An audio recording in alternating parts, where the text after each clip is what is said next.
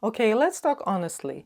When someone says, I'm just better on my own, sometimes that's true. Sometimes people rely on enjoying their space, right? They recharge alone, they don't need constant closeness. But sometimes that sentence isn't about preference, it's about safety.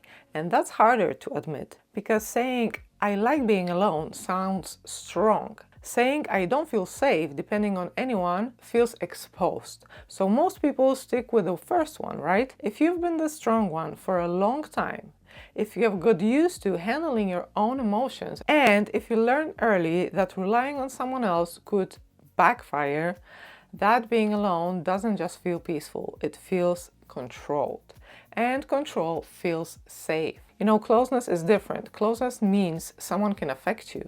They can influence your mood, your stability, your sense of security. And if that influence hasn't always felt steady in your life, your body doesn't forget that.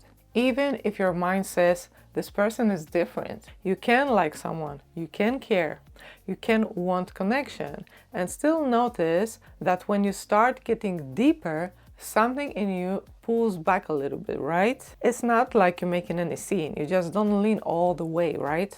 You keep one foot planted in I'll be fine either way kind of thing. And if you tell yourself that's maturity, well, maybe it is, you know, but sometimes it's a system that learned I don't depend, I don't get destabilized. And that learning runs very quietly within you. You just don't wake up thinking I'm afraid of independence, right? You wake up thinking I don't need much. And that sounds healthy until you notice the pattern. And you know, you enjoy people, but you don't fully let them matter. You connect, but you stay slightly self-contained, to say so. You say you want depth, but when someone actually becomes important, you slow it down. Not because they did something wrong to you, but because being affected feels risky, right? And here's the part most people don't say out loud. It's not that you don't want love. You don't want instability. If closeness once came with unpredictability, you know, emotional swings, withdrawal, inconsistency, your system linked those two together. Closeness equals potential chaos, right? The distance equals stability. And stability wins, not because it's more fulfilling, but it's more predictable. And the body always chooses predictable. Even if the predictable means alone. That's the pattern. Just a system that recognizes itself around, I can handle this by myself, kind of thing. And the longer you live like that, the more it feels like identity. I'm independent. I don't like relying on people. I function better solo. And again, sometimes that can be true. But here's the honest check. If someone steady showed up in your life, consistent, reliable, emotionally present, would you be fully leaning into it, or would you still keep a little distance just in case? That just in case is the clue for you, because that is not independence. That's preparation. Preparation for what? For disappointment, you know, preparation to handle things alone again if you will have to. And that preparation is super exhausting. You cannot be in connection and still feel like you're carrying yourself the whole freaking time.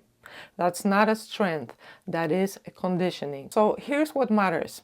When you notice yourself thinking better not to get too invested, in that moment, just check with yourself. Just ask, am I protecting myself from something that's actually happening at this point, at this time? Or am I just preparing myself for some kind of a, you know, disappointment? Just notice it. No judgment, because once you see that you are falling into that old mindset, it stops running automatically. And when it stops running automatically, you have choice. Real independence includes choice. And if you truly prefer solitude, you can choose it calmly. If you only feel safe in solitude, that's different. And that means your system still believes closeness equals instability. And if that belief made sense once, it's probably protected you, right? But it doesn't have to define you at this time in your life. You don't have to become independent. You don't have to suddenly open up in all ways that feel unnatural to you. You can just experiment with staying present just a little longer, you know, just let someone matter a little bit more to you and allow yourself to rely in small ways and see what happens for you.